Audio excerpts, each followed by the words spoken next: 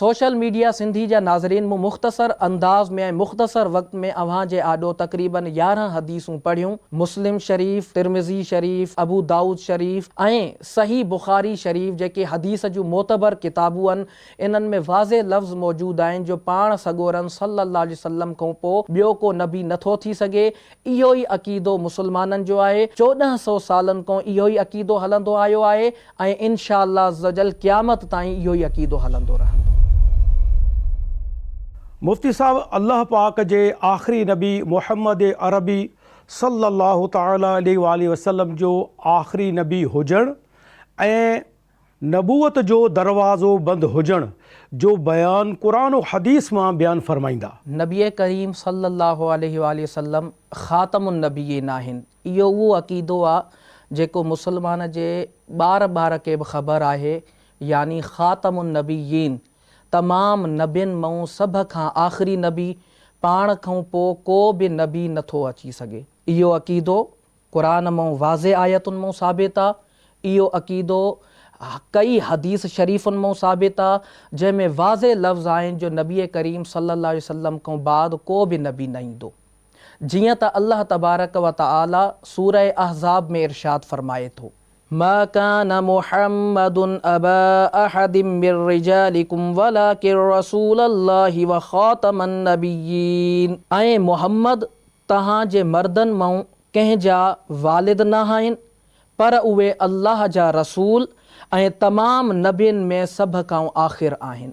इहा आयत वाज़े तौरु पाण सॻोरन सल्लल्लाहु अलैहि वसल्लम जन के ख़ातमुन नबीयीन ॿुधाए थी। ख़ातमुन नबीयीन जी जेकी तशरीह 1400 सालनि खां मुसलमाननि में हलंदी थी अचे, जंहिं तशरीह के आलिम सॻोरा बयानु कंदा आया, जंहिं तशरीह के हदीस पाक वाज़े करे थी, उन जो इहो ई मतिलबु आहे जो पाण सॻोरन सल्लल्लाहु अलैहि वसल्लम जन खां पोइ को ॿियो शख़्स नबी नथो थी सघे। जेको शख़्स नबूवत जी दावा कंदो उहो दायरा इस्लाम मां ख़ारिज आहे। जेको शख़्स कंहिं ॿिए जे लाइ नबूवत खे मञींदो उहो शख़्स बि दायरा इस्लाम मां ख़ारिज आहे। इमाम ग़ज़ाली रहमतुल्लाह अलैह पंहिंजी किताब अल इक़्तिसाद फ़िल एतिक़ाद उन में फरमाइनि था जो तमामु मुसलमाननि ख़ातमुन नबीयीन मां जेको माना सम्झो उहो इहो ई आहे, पाण सॻोरा सल्लल्लाहु अलैहि वसल्लम तमामु नबियुनि में सभ खां आख़िरी नबी आहिनि। जेको शख़्स, ये इमाम ग़ज़ाली रहमतुल्लाह अलैह जा लफ़्ज़ आहिनि, जेको शख़्स इन आयत में तावील करे यानी को ॿियो माना बयानु करे या तख़सीस करे, यानी इन आयत के कंहिं ज़माने सां गॾु ख़ासि करे, जो हुज़ूर जे ज़माने में को नबी न पियो थी सघे, पोइ थी थो सघे, अगरि को शख़्स अहिड़ी माना बयानु कंदो, इमाम ग़ज़ाली फरमाइनि था उन जो कलाम पागल शख़्स वांगुरु आहे, मजनून शख़्स वांगुरु आहे। ऐं जंहिं शख़्स अहिड़ी माना बयानु कई उन जे दायरे इस्लाम मां ख़ारिज हुजण में को बि शक न आहे। इहे इमाम ग़ज़ाली रहमतुल्लाह अलैह जा वाज़े अल्फाज़ आहिनि। हदीस शरीफ़ में बि नबी करीम सल्लल्लाहु अलैहि वसल्लम ते दरवाज़ा नबूवत बंदि थियण जा वाज़े अल्फाज़ मौजूदु आहिनि।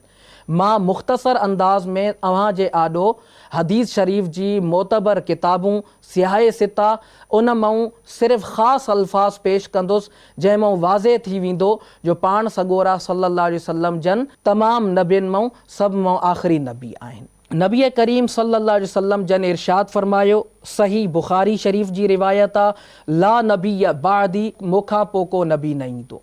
ॿी हदीस मुबारक नबी करीम सल्लल्लाहु अलैहि वसल्लम जन इरशाद फरमायो, लम यबक़ मिन नबूवती इल्लल मुबश्शिरात, यानी हाणे नबूवत बाक़ी नाहे रही सिवाय सचे ख्वाबनि जे, यानी सचा ख्वाब इहे नबूवत जी निशानी आहिनि, पर जेको नबूवत जो मनसब आहे, मरतबो आहे, उहो नबी करीम अलैहिस्सलाम जी ज़ात मुबारक ते ख़तमु थी वियो। पाण सॻोरन सल्लल्लाहु अलैहि वसल्लम जन इरशाद फरमायो, ख़ोतिम बियन नबियून, मूं ते नबियनि जो सिलसिलो ख़तमु थी वियो। पाण सॻोरन सल्लल्लाहु अलैहि वसल्लम जन इरशाद फरमायो, इन्नी आख़िरुल अंबिया, मां तमामु नबियनि में आख़िरी नबी आहियां।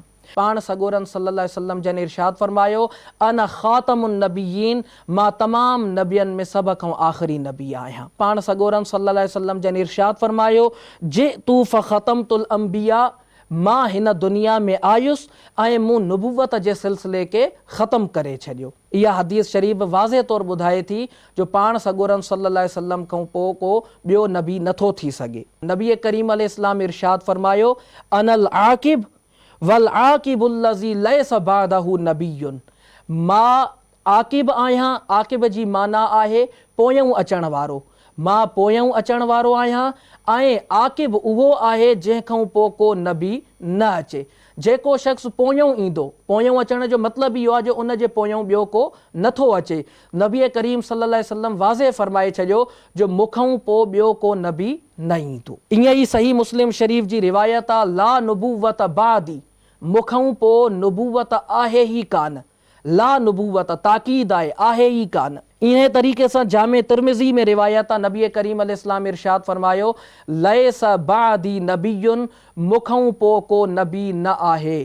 अबू दाऊद शरीफ़ जी रिवायत आहे, अना ख़ातमुन नबिय्यीन ला नबिय बादी, मां तमाम नबियनि में आख़िरी नबी आहियां, मूंखां पोइ को नबी न ईंदो। सुनन इब्ने माजा जी रिवायत, अना आख़िरुल अंबिया, मां तमाम नबियनि में आख़िरी नबी आहियां। सोशल मीडिया सिंधी जा नाज़रीन, मूं मुख़्तसर अंदाज़ में ऐं मुख़्तसर वक़्त में अव्हां जे आॾो तक़रीबन 11 हदीसूं पढ़ियूं। मुस्लिम शरीफ़, तिर्मिज़ी शरीफ़, अबू दाऊद शरीफ़ ऐं सही बुख़ारी शरीफ़ जेके हदीस जूं मोतबर किताबूं आहिनि, इन्हनि में वाज़े लफ़्ज़ मौजूदु आहिनि जो पाण सॻोरन सल्लल्लाहु अलैहि वसल्लम खां पोइ ॿियो को नबी नथो थी सघे।